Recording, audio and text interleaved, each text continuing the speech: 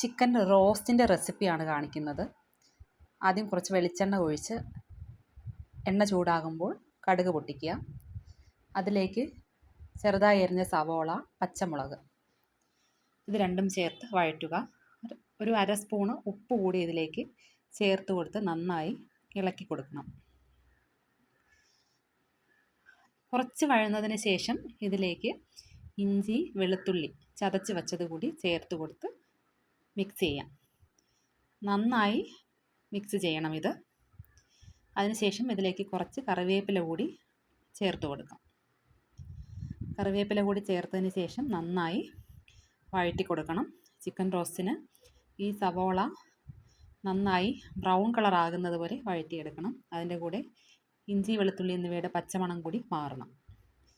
ഏകദേശം ഒരു ബ്രൗൺ കളറായി കഴിഞ്ഞതിന് ശേഷം കുറച്ച് തക്കാളി, വലിയ ഒരു തക്കാളി കൂടി ഇതിലേക്ക് ചേർത്ത് കൊടുത്ത് നന്നായി മിക്സ് ചെയ്യണം. ഈ തക്കാളി നന്നായി വഴന്ന് വരുമ്പോൾ അതിലേക്ക് കഴുകി വൃത്തിയാക്കി വെച്ചിരിക്കുന്ന ചിക്കൻ ചേർത്ത് കൊടുക്കാം. ചിക്കൻ കൂടി ചേർത്തതിന് ശേഷം നന്നായി ഇളക്കി യോജിപ്പിച്ച് ഒരു 10 മിനിറ്റ് ചെറുതീയിൽ അടച്ചു വയ്ക്കണം. അതിനുശേഷം ഈ കൂട്ടിലേക്ക് ഒരു 4 സ്പൂൺ മുളക് പൊടി, 3 സ്പൂൺ മല്ലിപ്പൊടി എന്നിവ കൂടി ചേർത്ത് നന്നായി മിക്സ് ചെയ്യണം.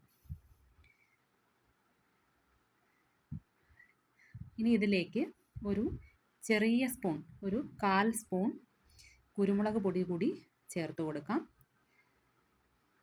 ഒരു ചെറിയ സ്പൂൺ മസാലപ്പൊടി ഇതുകൂടി ചേർത്തതിന് ശേഷം നന്നായി ഇളക്കി യോജിപ്പിക്കണം.